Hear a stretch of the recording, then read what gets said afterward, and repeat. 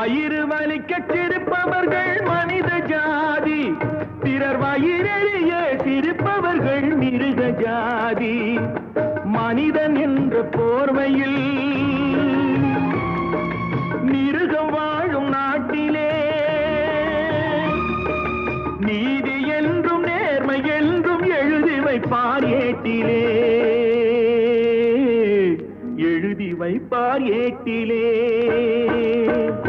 அங்கே சிரிப்பவர்கள் சிரிக்கட்டும், அது ஆணவச் சிரிப்பு.